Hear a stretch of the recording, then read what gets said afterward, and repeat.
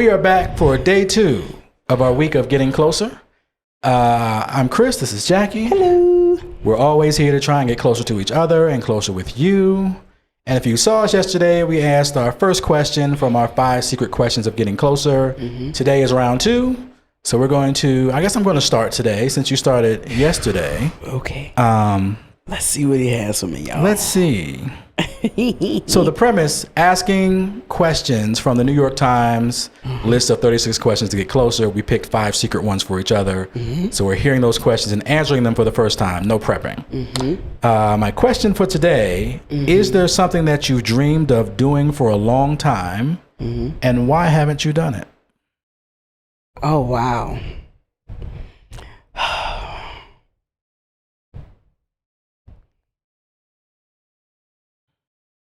Well, stalking Idris Elba as a Christian is a bad witness. That's why. Next Stalking question. Idris Elba as a Christian? Is a bad witness. That's why I haven't done that. Can we move on now? Just living in sin, always. Okay, so I think I've stumped her. I got it. I won. I just won the week. I didn't even know it was in the competition. Yeah, not until this moment until you can't answer the question. You're annoying. I'm just stalling so you have a little bit more time to think. I want to dream, like I dream of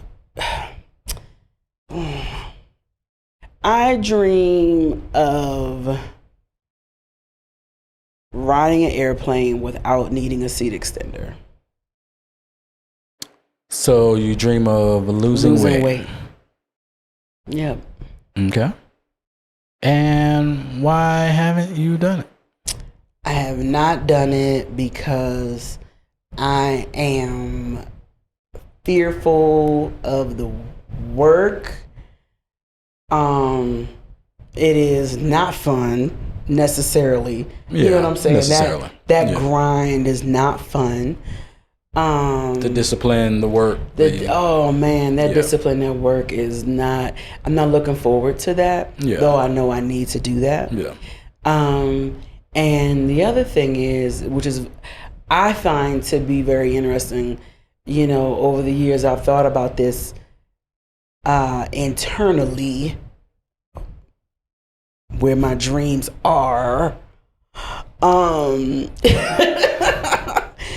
Denzel Washington have a quote like dreams without goals or just dreams? Just dreams right. Any dream that you're keeping internally is just going to be a dream and never be a real thing. Correct. Yeah.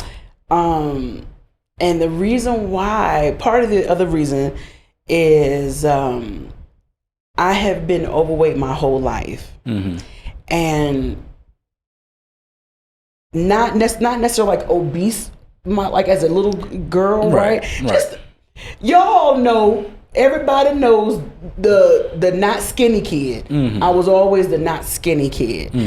And then as a teenager, when I sort of kind of got chubby, I guess, 10, 12 or whatever, 14, when I started getting chubby, I want to say like in high school, I was like a size 14. So not terribly, you know, overweight or anything like that, but obviously not skinny. So you start like chubby, then you hit puberty, you got chubby in all the right places, and then you have kids, and then you have chubby in all the wrong places. Well, not necessarily all the wrong. Watch it. They just accumulate in other areas that I didn't know that in the right places and the wrong places. A mass accumulation. Yes. And so in a very interesting, I don't want to call it weird, but in a weird way, it's like it's been there my whole life. It's part of who you are. It's part of who I am. Yeah. And it's almost taken on almost a persona in a way. Okay. Kind of, you know. I'm always happy. I'm always jolly, you know, full of life, you know, all those things. And it comes along with this plush exterior, you know, so Yeah. So Yeah. in a weird way, it's like a part of me. Yeah. I mean, literally it is. Literally. Yes. And I always have to say literally like that. With the faux British accent. Yes. So, are we ready for your question? I suppose so. I'm satisfied with your answer. I'm so glad. The day 2. All right. Ooh. So would you share with me and the world, what is your most treasured memory?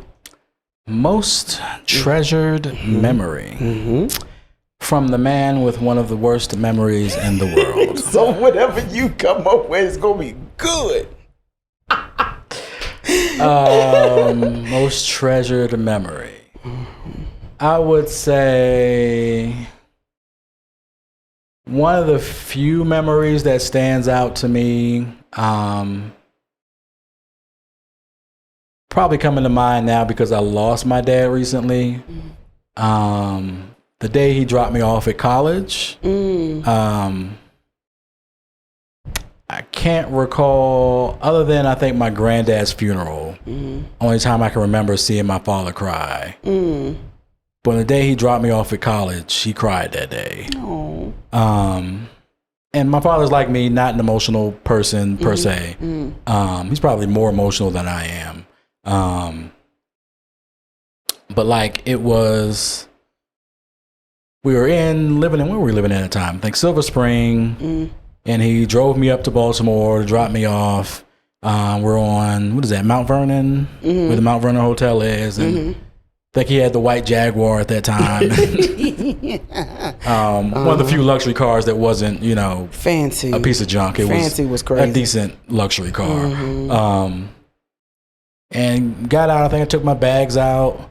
And he gave me a hug in front of the building, and he was crying. And, I don't even remember what he said, or if he gave me a pep talk or something. He probably did.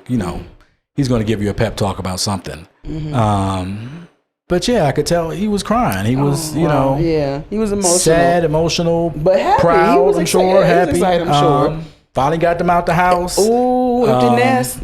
Accomplished, my goal, the job of getting them into their own lives, and that was a big moment, I think, for him and for me. And like, I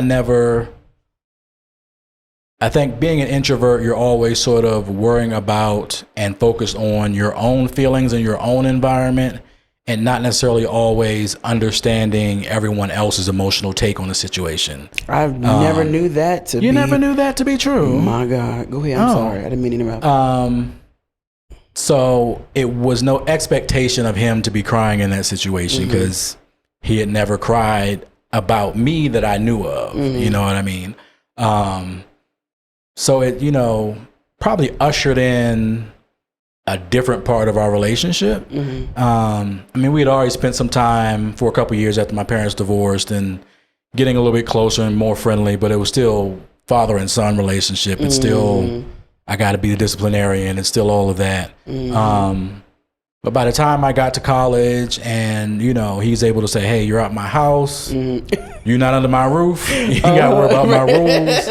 It's on you now. So I think that was a turning point in our relationship where we can be not so much just father and son, but also start building a true friendship between two people. So I would say that's probably a fond memory that I can recall. There's probably so much more that I need some kind of trigger to bring it back to my memory, because my memory is very short term. If you've ever seen the movie Memento, it's about a guy who has a condition who can't create new memories. Oh, wow. So he literally gets tattoos on his body to remember certain things he needs to remember. Wow. So I kind of feel like that sometimes, where it's not necessarily I can't create new memories, or I don't hold on to old memories. Maybe it's the opposite thing. But once I see a picture or somebody brings it up, it'll come back to my mind. But I'm very much in the moment, in the now, as far as my memory goes. So yeah, that would be my treasured memory. That's sweet. Yeah. That's really sweet. Thank you for sharing. Thank you for asking. Yeah. Thank y'all for watching. Yes. Day 2 of the questions. And we will see you guys tomorrow. Hasta mañana. For another secret question. See. Bye, y'all.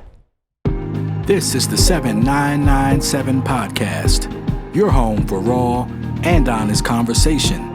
featuring Chris and Jacki, with new episodes every Sunday, wherever you get your podcasts.